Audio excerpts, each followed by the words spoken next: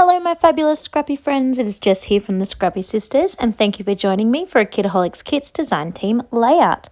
Now for this layout, I took the beautiful paper from Bungalow Lane, Paige Evans, and I cut it out to make sort of hexagon shapes.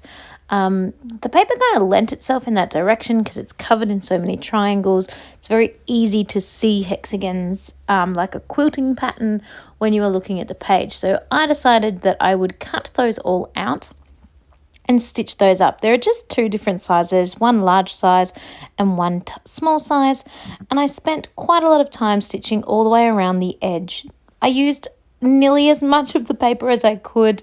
There were very few scraps that ended up in the bin. As you can see, there are even some sort of half-sized hexagons and ones where the little tops are missing and things like that, just to try and use as much of the paper as I possibly could.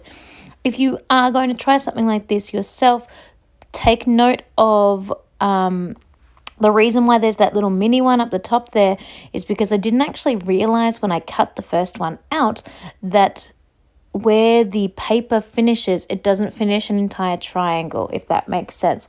So skip the first row, basically, when you're going to cut your first hexagon out. So do definitely check your paper and check that those triangles are full and haven't been cut in half by the branding strip or anything like that just before you start cutting with your scissors.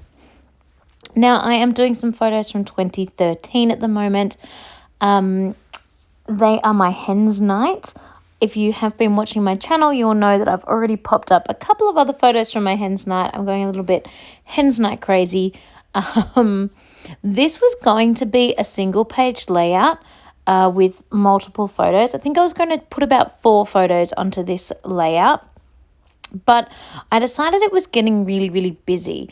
There were quite a lot of hexagons and I hadn't even used them all. And I'd spent a lot of time stitching them, so I really wanted to use them all.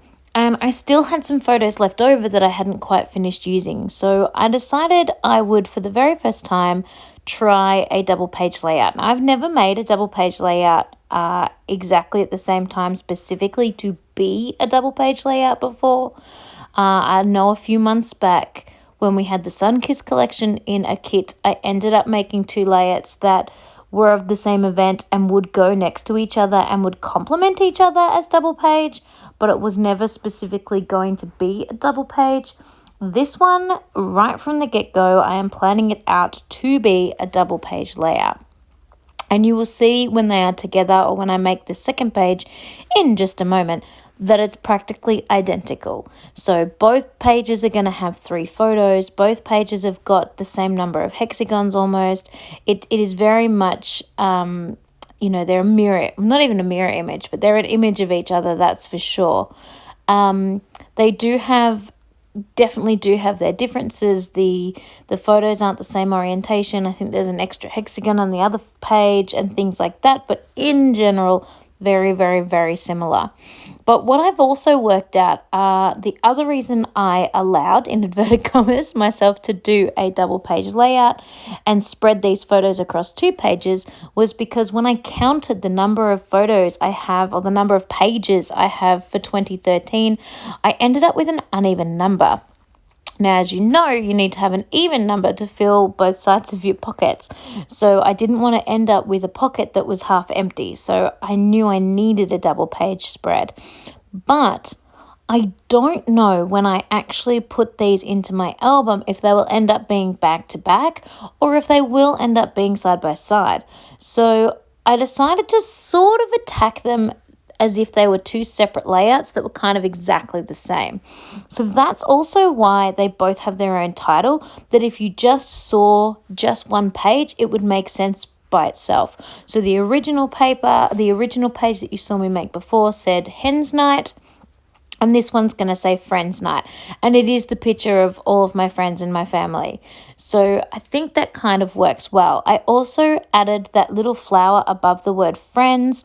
to make a visual triangle, and I have one on the other page at the Hens night as well. So there are 3 little floral clusters on each page, so it's still having this visual triangle.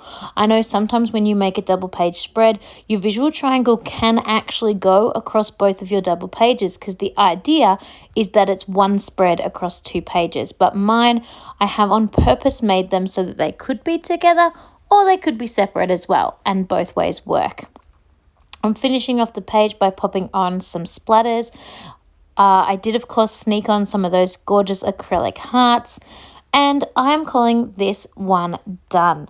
It was super fun to make and super quick and easy to pull together once I had spent all that time doing the stitching. And I really love the way it came together. The blues and the greens are just a beautiful, nice color palette that was really fun to work with and throw in little pops of pink. I hope you have enjoyed watching this process video and checking out my very first double page spread. I hope I inspire you to get creating and making things with this kit this month, and just seeing what you can come up with Bungalow Lane from Paige Evans. Have a happy scrappy week, everyone. I hope you have a wonderful day, and I will see you all next time. Bye. Thanks for watching.